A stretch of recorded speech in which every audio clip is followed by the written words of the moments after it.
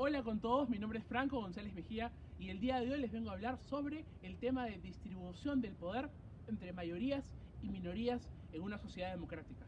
Como sabemos, en países como el Perú, la sociedad es diversa, está compuesta por diversos grupos sociales, movimientos, mayorías y minorías. Si bien la democracia es el gobierno de las mayorías, siempre es con el respeto de los derechos de las minorías. Si eso no se da, es imposible que concreticemos un Estado constitucional de derecho donde se respeten los derechos fundamentales. Siempre se habla de Estado de Derecho, pero no es lo mismo Estado de Derecho que Estado constitucional de derecho.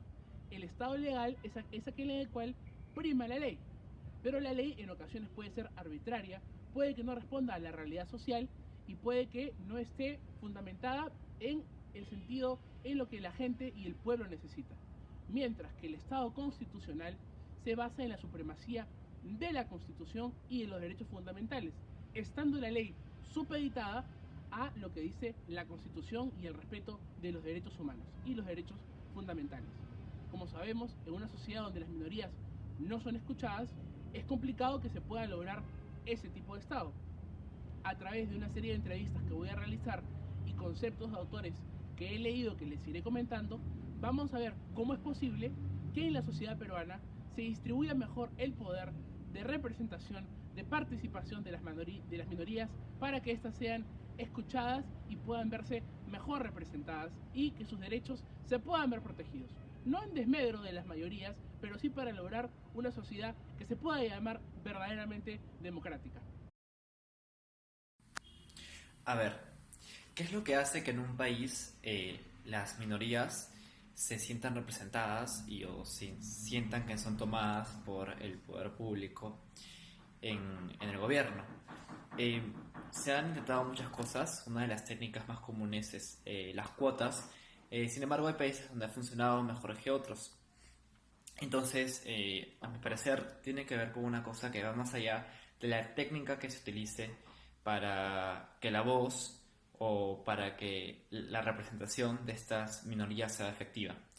Tiene que ver más bien con un tema, por un lado, de instituciones con políticos que tienen voluntad política, es decir, que abren canales de comunicación y de acceso para estas minorías.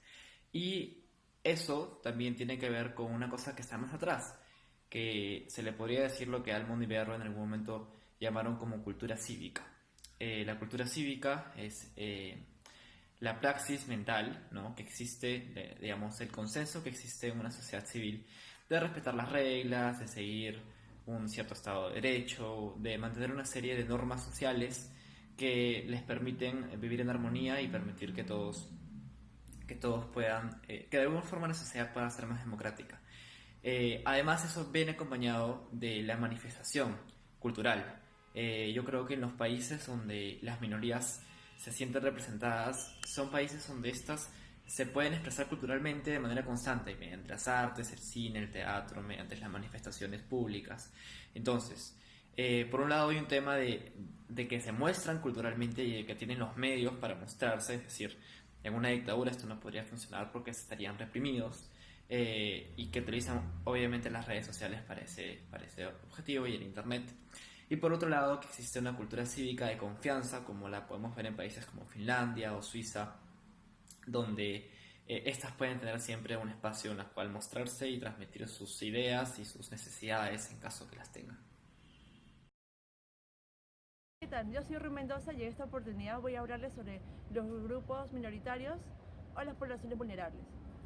En nuestro marco legal está amparado bajo la Constitución un Estado constitucional de derecho, y esto se debe a de que existe una fuerza normativa o una norma suprema a todas las anteriores, que es la Constitución.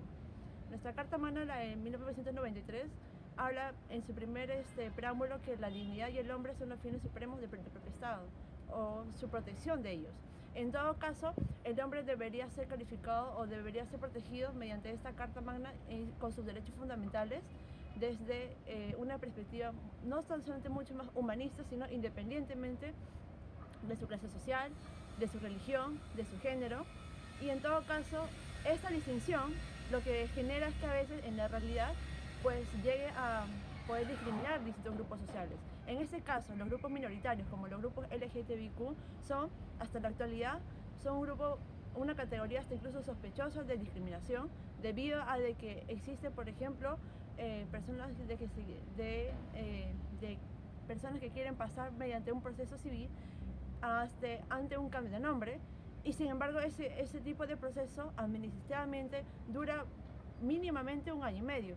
En este caso, de este grupo de personas que ni siquiera tienen derecho a la identidad, ni siquiera tienen derechos prácticamente civiles, incluso se les podría considerar como objetos, más no como sujetos de derecho, en todo caso pues debería de verse calificado como una población vulnerable. Este es un ejemplo muy claro de lo que está pasando en esa realidad, y yo considero que debería de replantearse y debería criticarse este tipo de cosas. Muchas gracias.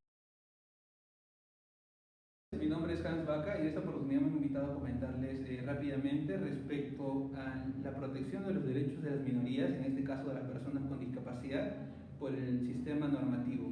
Bueno, básicamente hay que empezar reconociendo que no todos los derechos, como ya sabemos como estudiantes de Derecho, de Ciencia Política o como sociedad en general, están recogidos por el marco constitucional, mucho menos por el marco legislativo. En este sentido considero muy importante, como una persona que pertenece a una minoría, que es la minoría de las personas con discapacidad, específicamente de la ceguera, de la discapacidad visual, que para que se puedan reconocer estos derechos y protegerse, es importante hacerlos llegar mediante la jurisprudencia, que es básicamente el conocimiento de cada caso en específico por el marco normativo. En este sentido creo que va a ser muy importante, y considero que va a ser muy importante, que se pueda hacer una analogía mediante los derechos que ya están recogidos en el marco constitucional, para que se puedan expandir hasta los derechos de las personas, en este caso con discapacidad, o para las minorías en general. En ese sentido, cabe acotar una sentencia del Tribunal Constitucional rápidamente acerca de la aceptación de los perros guías para las personas con discapacidad visual, obviamente, dentro de los centros comerciales. Entonces, lo que se acotó por una de las partes, que era de los centros comerciales, era que no pueden entrar estos perros guías, ya que están, digamos, prohibidos dentro del territorio, dentro de su territorio, dentro del centro comercial. Y lo que se falló, atendiendo una analogía, como les comento, dentro del derecho al libre tránsito, el derecho de desarrollo personal, es que estas mascotitas, bueno, no son mascotitas, estos perritos de asistencia cumplían la función que cumpliría, digamos, el sentido de la vista de entre las personas que no tienen ninguna discapacidad. En ese sentido se consideró que sí era oportuno y necesario que el reconocimiento a que ingresen estos perritos dentro de los establecimientos comerciales pues sea protegido constitucionalmente. Y en lo que voy es justamente con lo que empecé, que mediante la analogía de los derechos que ya están recogidos y el reconocimiento de los derechos y las necesidades de las personas que pertenecen a estas minorías, se va a poder llegar a un marco jurídico más inclusivo que pueda proteger el derecho de todos, que justamente es el fin de todos nosotros, ¿no? El fin de sociedad, el fin de estudiantes universitarios, el fin de juristas, el fin de políticos. Gracias. Buenas, mi nombre es Pico Toribio Sanchún, yo soy Awajún, provengo del departamento de Amazonas, provincia de Bagua y distrito de Imasa. A ver, ahora, en cuanto a la población Awajún o en general la población indígena, en la participación política falta mucho, demasiado. ¿Por qué? Creo que es más concreto decir si tenemos representantes indígenas en el Congreso. Pues desde ahí ya es visible de que falta la participación política. O el otro punto, cuando un indígena asume un cargo de alto rango, entonces caen las críticas de cierta forma, porque es cholo, porque es serrano, porque es un abajún, porque es One Piece, no puede llevar esa responsabilidad de ese nivel porque no está a la altura, simplemente porque es un indígena. A ver, ¿qué derechos nos faltan? Creo que para aterrizar o abordar el tema, hablaríamos de la consulta previa. Así como la consulta previa, hay muchos derechos que reconocen a la población. El problema es que no se cumple la burocracia. Y se van a sacar más derechos, más reconocimiento, pero el problema no es la falta de reconocimiento o la elaboración de los derechos, sino que se ponga en práctica. Tenemos problemas en la consulta previa, pues si se hace un estudio habrá que ver, digamos, cuál es la capacidad de resolución de los problemas de la consulta previa en la extracción de la minería, exploración del petróleo o la tala de los árboles. Pero aparte de eso, creo en el Perú como un Perú diverso, hay que tener en cuenta que contamos con 48 lenguas indígenas, que son ya idiomas. Tiene que haber sobre todo un consenso. Por ejemplo, en la participación sobre la construcción del Perú o en la construcción de una nación, falta más participación o recoger la voz de las personas indígenas, las personas mayores, ancestros, como nosotros lo llamamos, para que la visión no sea, digamos, homogéneo, sino sea interdisciplinario, diverso como una nación. Ahí es el tema. El problema que encontramos es la falta de construcción de la identidad peruana. Constitucional, la Constitución puede ser concebida como una norma jurídica. Concebir la Constitución como una norma jurídica presupone la vigencia efectiva de los derechos y la existencia de mecanismos procesales orientados a garantizar esa supremacía normativa. Si algún mérito tiene el control judicial de la constitucionalidad de las normas, es servir como resguardo para el derecho de las minorías. Cuando se discuten temas relacionados con los derechos de las minorías, la consulta previa, la unión de personas del mismo sexo, hay una tentación que es la de, bueno, ok, si no estamos de acuerdo cómo regular el asunto, sometámoslo a referéndum. El problema es el siguiente: si sometemos a referéndum los derechos de las minorías, y se lo damos a decidir a la mayoría, es probable que las minorías nunca tengan derechos. Y esto puede suceder particularmente con minorías culturales, con minorías religiosas, con minorías sexuales.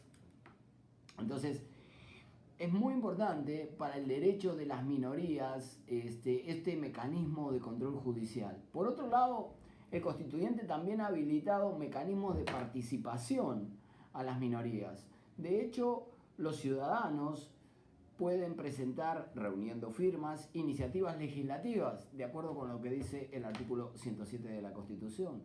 Por otro lado, los ciudadanos también pueden presentar iniciativas de reforma de la Constitución, ¿sí? Es decir, el constituyente ha previsto un universo de legitimados mucho más estrecho para la reforma de la Constitución, pero en ese universo también están los ciudadanos. De hecho, más de una tercera parte de las demandas de inconstitucionalidad son presentadas por ciudadanos. Esto es decir, los ciudadanos han tenido un papel muy importante y muy activo en el proceso de inconstitucionalidad. Por otro lado, no faltan críticas respecto del control judicial, y la crítica principal es respecto de la legitimidad democrática del legislador. Es decir, las pretensiones relacionadas con los derechos resultarían en este sentido contramayoritarias. ¿Se entiende? Es decir, límites a la deliberación de la mayoría. Sin embargo, la tradición nos demuestra que los jueces han tenido una visión más bien relacionada con la conservación del status quo que con el cambio, ¿sí? El constitucionalismo democrático, quienes promueven o ponen de relieve la relevancia de la deliberación parlamentaria como mecanismo alterno al control judicial, han puesto de relieve que las cortes han resultado básicamente conservadoras, ¿no? La Corte de los Estados Unidos, digo, en comparación, por ejemplo, convalidó la esclavitud en Dred Scott. Dijo que que la demanda del señor Dred Scott debió haber sido rechazada. ¿Por qué? Porque los esclavos no eran personas y que además debía ser devuelto a su dueño. Más tarde dijo, en Plessy contra Ferguson, desarrolló la doctrina de separados pero iguales. Es decir, no era contrario a la Constitución, sostenía la Corte en 1896, la segregación racial. Declaró inconstitucionales las políticas del New Deal en la década del 60. En fin, han tenido un papel regresivo, aducen los críticos. Sin embargo, en el constitucionalismo contemporáneo, la garantía de los derechos, si es que estos tienen alguna garantía, está básicamente centrada en el papel de los órganos jurisdiccionales relacionados con el conocimiento de los procesos constitucionales, de estos mecanismos orientados a garantizar la supremacía de la Constitución. Y por lo tanto, más allá de las posibilidades de participación de las minorías y de los ciudadanos, creo que es sumamente trascendente la efectividad de los derechos y la garantía y la responsabilidad que sobre estos procesos tienen los jueces. Como hemos visto a través de las entrevistas que he podido realizarle a diversos compañeros que estudian tanto Derecho como Ciencias Políticas y también a profesionales en la materia, podemos concluir de que evidentemente las poblaciones vulnerables en este país que forman a las minorías en el Perú necesitan de una protección constitucional en el plano jurídico y también en el plano político.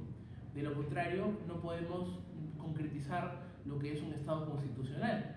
Cuando veíamos las fuentes del poder social desarrolladas por Mann, que nos hablaba de las fuentes ideológicas, el poder ideológico, el poder militar, el poder político y el poder económico, y cómo todas estas se van entrelazando entre todas ellas, y vemos la necesidad obviamente de llegar a acuerdos entre mayorías y minorías sobre temas que nos dividen, temas ideológicos, de ideas, temas políticos. Siempre van a haber evidentemente diferencias, pero como lo desarrolla Liphart, en la diferencia entre un modelo tradicional donde las mayorías mandan, el modelo consensual nos invita a que las minorías sean escuchadas y que justamente la democracia se trate de un debate de las mejores propuestas para la sociedad que tienen que venir de mayorías y de minorías. Evidentemente, como lo desarrolla también Dahl, nos habla de que la democracia es un concepto muy abstracto, ¿no? A veces no llegamos a concretizarla. Deberíamos buscar llegar a lo que es la poliarquía, que es el gobierno de los muchos. Y esos muchos son muchas voces también, que incluyen a todas las personas. De lo contrario, cuando solamente algunos cuantos, porque por algunos cuantos pueden ser que la mayoría, no siempre lo que la mayoría dice va a ser absolutamente correcto. En ocasiones también se pueden vulnerar, como explicaba el doctor Omar Sar, las mayorías pueden vulnerar derechos fundamentales. Y lo mismo puede venir de las minorías también. No se trata de una dictadura de ninguna de las dos, sino de un consenso que podamos lograr para lograr verdaderamente un gobierno democrático donde se respete la Constitución. Eso ha sido todo por este video y espero que nos veamos muy pronto. Un abrazo.